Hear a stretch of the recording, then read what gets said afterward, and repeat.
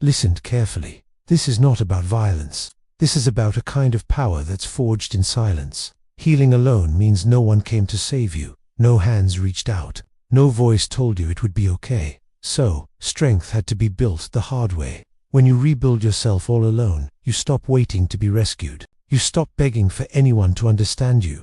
You stop trying to explain your pain to people who will never get it. Silence becomes your training ground. Pain transforms into your discipline. Isolation brings you a profound sense of clarity. You see, most people are shaped by comfort and support. But this kind of strength is shaped by absence. That absence teaches you incredible self-control. It teaches you emotional regulation that's rock solid. It teaches you restraint, especially when chaos is the easy option. And it's this restraint that makes this kind of person so powerful. Not rage, not impulse, but deep, unwavering control.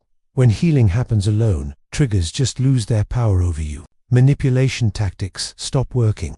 Fear no longer governs your decisions. It's like all your emotional buttons have been disconnected. That is why this kind of presence can unsettle people. Because so many social systems, so many relationships, they depend on our wounded reactions. They count on our predictable insecurities and our emotional hunger for validation. But when those wounds finally close, all that leverage just disappears. Your boundaries are no longer things you have to explain. They are simply enforced, quietly and firmly. Your energy is no longer given away freely to anyone who asks. It is consciously withdrawn from what doesn't serve you. You stop chasing approval, and instead, you require alignment. This is why those misunderstood labels start to appear. Cold, arrogant, detached. But the real truth is much simpler.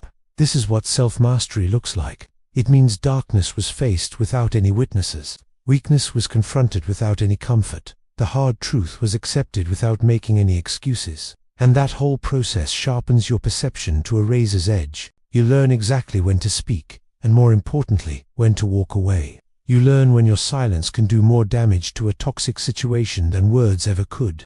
That is why this state of being is considered so potent. Not because you intend to harm anyone, but because your control is completely internal. Nothing can be used to threaten you. Nothing can be taken from you that hasn't already been lost and mourned. When you reach a point where you need nothing from the outside, all attempts at manipulation just collapse. So, understand this.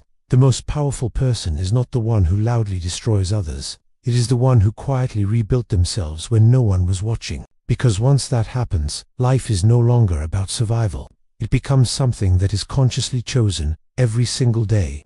And absolutely nothing is more powerful than a person who chooses freely. Thanks for watching.